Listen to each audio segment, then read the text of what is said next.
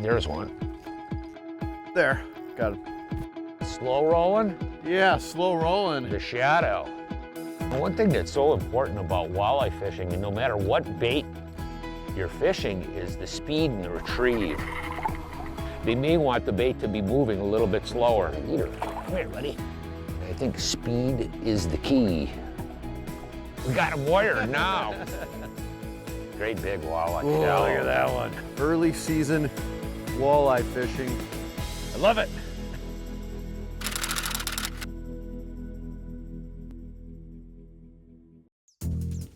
Closed captioning is provided by Smooth Moves, adjustable boat seat suspensions for a smoother ride.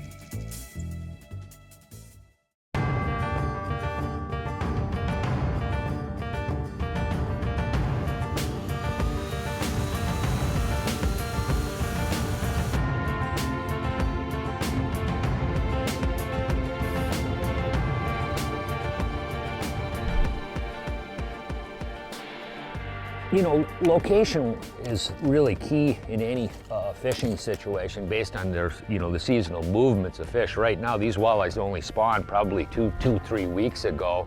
So these fish are still very, very close to their spawning areas. In this particular case, we have a great big riprap bank and an old roadbed up here where these fish probably spawned at night when the water temperature was about 46 degrees. But right now, those fish are actually starting to actually move out and shift out towards the main lake. And what you're trying to find is big, shallow water flats. That's the real key for finding schools of walleyes. There's one. Ooh, boy, he popped it pretty good. That's a better one there. Yeah? Yeah. Netter? Yeah. Probably. Yes. Yeah, that's a good one there. Slow roll, and see that fish had to hit off the edge. You want to hit that talon down, please. Maybe we can hold in position here Taloning temporarily. down? This is a better size one here. Is it? Yeah. I got you.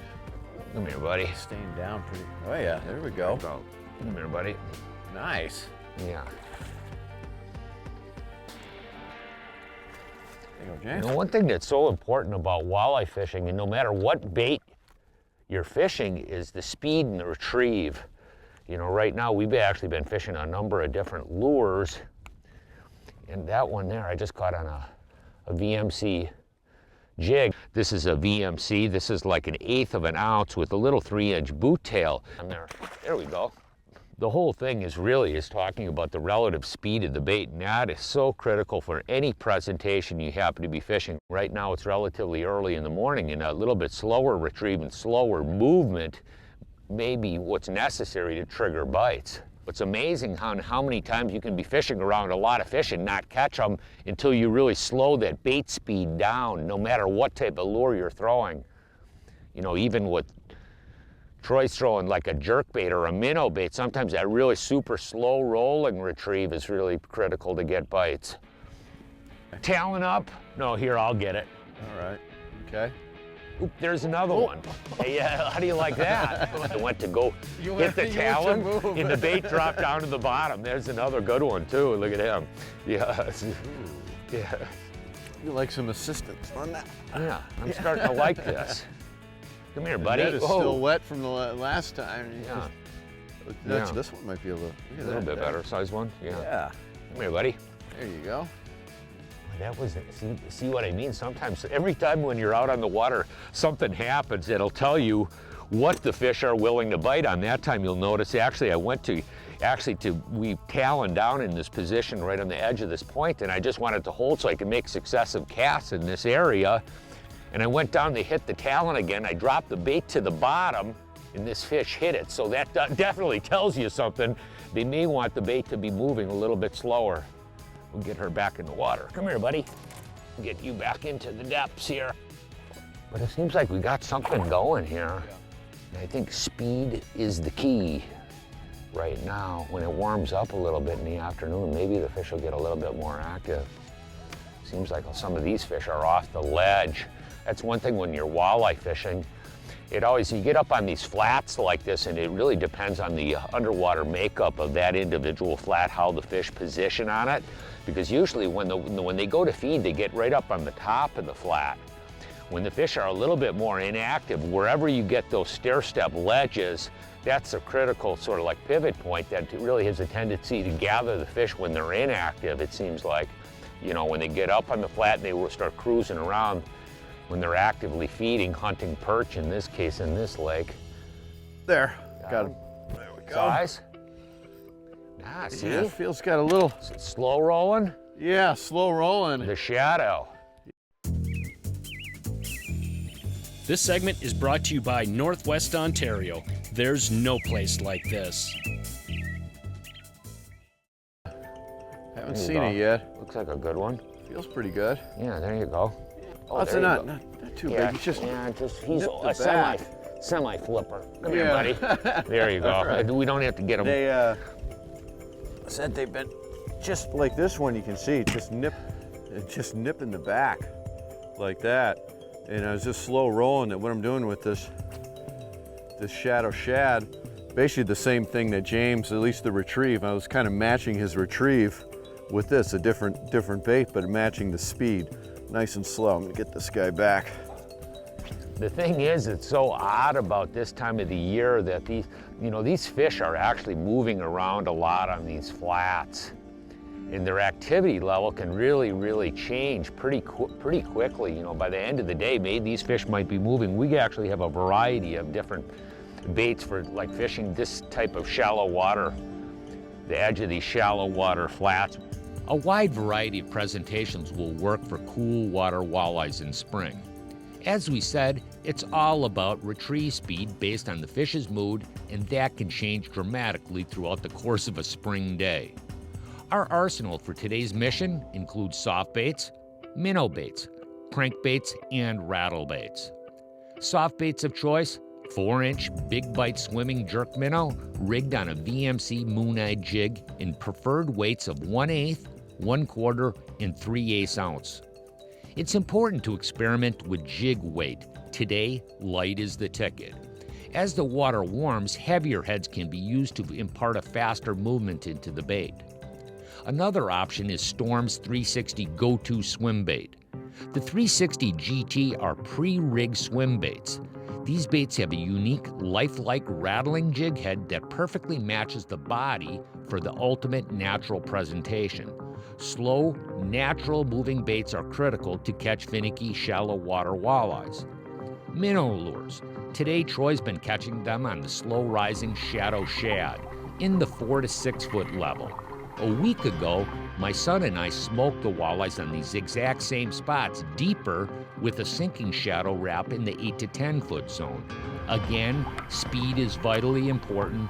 We usually fish these baits with a slow rolling retrieve that is broken up with a slight pause. Crankbaits. Crankbaits like the shad wrap is a consistent performer wherever walleyes swim. Rattle baits like the Rip and Wrap have really come into their own over the last few years for walleyes. These are fantastic lures to quickly comb large flats for active biters. We fish rattle baits with a faster ripping retrieve with intermittent pause where the bait actually falls back to the bottom. The nice thing about a sinking rattle bait is you can cover a wide range of depths by simply varying your retrieve speed. Oh, there was one. That was a fish right there. Yeah. Boy, he just nipped at it. Are we out deeper here? Yeah, I'm holding out an 11 now. What's the It top seems of like this? the top is about 5, and then it rolls down to Okay. about 9 foot is the ledge. 7 okay. and 9 is, it seems like, the ledge. So I'm holding out a little bit farther, so we're actually casting up on the top and then pulling it Okay. off that ledge. That was another fish. He just nipped at it.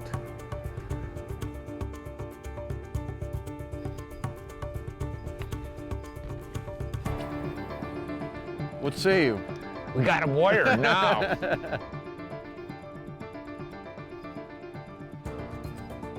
It's starting to get to be pretty fun. Ooh, a little bit better one hang there. on. All right, Come all here.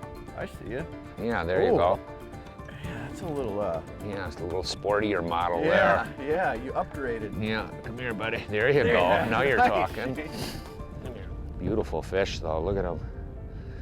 Gorgeous. You know, that's one thing when you look at walleye fishing, you know, sequential, you know, throughout the course of the year, so many people really have the tendency to fish really too deep for these fish. They figure, you know, live bait rigging and jigging, you know, where you're fishing 10 to, you know, 15 foot of water, but a lot of times these fish are shallow, especially particularly early season like this, because one thing that's really critical is a lot of the food. The food is shallow. Spot-tailed shiners and the perch are actually coming up to spawn in shallower water and are up on these flats, and actually that warming water temperature, the shallow flats are warming faster than the deeper water basins. So a lot of the food is gathering on these flats. So there you go. I just had one. You just had another one? Ooh. Yeah. Mark. I know I had a strike right before that. I missed one too, that one that just swung at the bait. Yeah, that's what this one just kind of popped it. The Edge is presented by these and other fine sponsors. It's a fun time of the year for walleye fishing. I like fishing walleyes like this where it's almost more like bass fishing.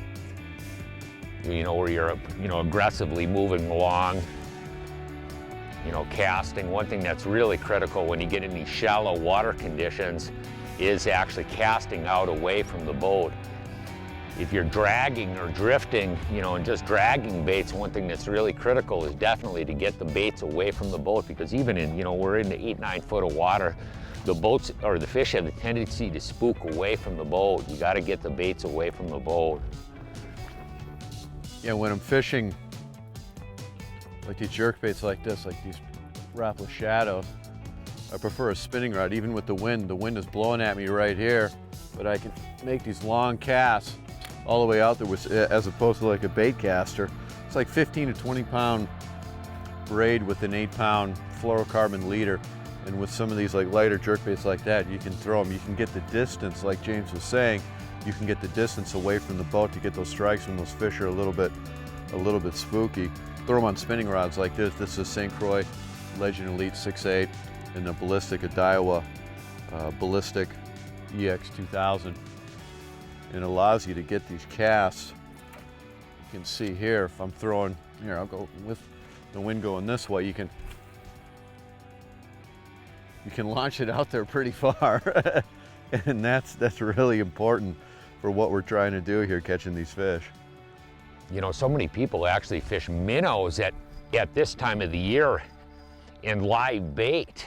And that's one thing with like these soft plastics. We're fishing these, just a big bite little boot tail on a moon eye. That's one thing where you can actually, you know, really sort of launch the bait away from the boat, which is really sort of nice where, you know, obviously when you're fishing, come here, buddy. There's a little bit better one there. Bub, yeah. You're gonna have to get the net here. Right here. You know, there you go. Boy, I mean, these are a really nice average run of fish right here. But that's what I was saying is actually with this type of bait, when you just put a soft plastic on there, you can actually fish, you know, really get the bait away from the boat. You know, cast it where if you're just casting a minnow, you're always casting them off, you know. Look at that guy there. He's starting to actually fatten back up. A really beautiful fish. Look at that guy, isn't he? Yeah. Nice little chompers on there. Come here, buddy. Come here. Look at that guy. Boy, they're beautiful, aren't they? You know, in any conditions, we've spoken about this a lot, about jig weight. And this is actually a relatively lightweight head. This is an 1/8 ounce moon eye with a 3-inch big bite swimming minnow. And the thing is, what's sort of interesting at this point in time, actually, if I was to be fishing a bigger head, it actually forces me to fish the bait too fast. And right now, it seems like that little bit slower speed is really critical. At other times, it's sort of an odd thing is, there's a real fine point, because certain times we use that speed and that erratic behavior to force the fish to bite. But right now, it seems like that slow and a little bit more tentative movement is better. Like that. Big one, big one. Is that? Yeah. There we go. Gotcha. And Another one. There we go. Yeah. Oop. There we go. A little bit better one there. I know we got the technique. Are you digging? You're not digging out a jig, are you? Exactly what He's actually been. It didn't take long before Troy decided maybe I should go to a better option here. The Edge is presented by these and other fine sponsors. You know, balance tackle is a critical portion of any fishing situation. And right now I happen to be just pop jigging soft plastics, a really lightweight jig head. And I'm actually fishing it on a St. Croix Icon rod. This Icon rod is actually a snap jigging rod. I have it on a ballistic, Daiwa Ballistics 2000 size reel, Suffix Elite 8-pound test line. This reel is a very, very smooth drag. What it enables you to do is to really cast a lightweight bait a long distance away. The other thing that what this rod does is I'm really super sensitive. I can actually feel, you know, the real soft strikes way out on the end of the cast, and once you load up on it, it's got a relatively pretty fast action, so it drives the hook in pretty quickly with light line. This lake we're fishing is actually uncharted here. But I'll show you something. What I did is I actually, when we fished the first pass down here, you'll notice that I laid a bunch of different waypoints down. And what that waypoints are is really just, it's actually the edge of that drop off, and that's where these fish are holding on. The second time we go through here, we'll be a lot more accurate, but as I zoom out, you can see all these little different waypoints all along this edge, and that's where the fish are concentrated. It's one thing, you know, when you look at different type of technology, I know there's no question about it that, you know, electronics like this is just such a fabulous tool to find fish, but not only find fish, is to refine fish. Again, you know, once you actually fished over this edge, you found that where that little subtle drop off, it's about a 3-foot ledge. You were saying? And you got them? And of course, it's a smallmouth. Oh, is it? Oh, it didn't take you long with the jig to get one, though. What size? 3 casts. Yes. I was kind of upset after the first cast. I should have. Ooh. Big smallmouths. Yeah, that's the one thing. Even with the way I'm fishing the, oh, come here. It's not a bad one. This is just bass gear, so I can kind of switch up depending on what I'm fishing. I catch a lot of smallmouth with this little moon eye. You know, this time of year, the smallmouth up shallow, you know, these shallower areas, the smallmouth and walleye use a lot of the same structure. And fishing behind James, as you saw there, I'm throwing the exact same, you know, the same presentation, and I sped it up a little bit and fished it a little bit more aggressive, and I caught and I triggered a smallmouth, and, you know, and he said the importance of slowing down, which is really important when you think of the speed. The same thing when I'm throwing the jerk baits. If I'm throwing like that shadow and I fish it, you know, we're going to the same spots, I fish it very aggressive, you'll get smallmouth. You slow it down and that nice steady retrieve, and all of a sudden you're catching walleyes. They're pretty fascinating to see how that happens on a lot of these lakes. Today's high-end mapping programs can really speed the fish finding process. Locationally, early season walleyes are pretty easy to find. Large, shallow main lake flats will tend to gather the largest schools of fish. Then it simply boils down to subtleties in presentation. Remember, speed is critical no matter where you're fishing. Here we go. It's interesting to me on how your retrieve can ultimately determine your success throughout the course of a day. And this same thinking applies to a lot of fishing situations. The real key is to experiment with depth, size, speed, and let the fish tell you what they're willing to bite on. Good one. Early season walleye fishing. I love it. You know, in my hometown paper, every Friday, there's a full page titled Religion. And it's the first thing I read on Fridays. I love it. And they have different people in a full-time ministries that write a clergy view on it. And this was a recent one. I want to read it to you. Someone once wrote a letter to the editor of a newspaper that went like this. Dear sir, It seems ministers feel sharing the word is very important and spend a great deal of time preparing their sermons. I've been attending church quite regularly for 30 years and have probably heard 3,000 sermons. To my consternation, I discovered I can't remember a single sermon. I wonder if a minister's time might be more profitable spent on something else. Responses to the letter flooded the newspaper, including this response. Dear Sir, I've been married for 30 years. During that time, I've eaten 32,850 meals. Suddenly, I have discovered that I can't remember the menu of every single meal. And yet, I have the distinct impression that without these meals, I would have starved to death long ago. I really got a kick out of this.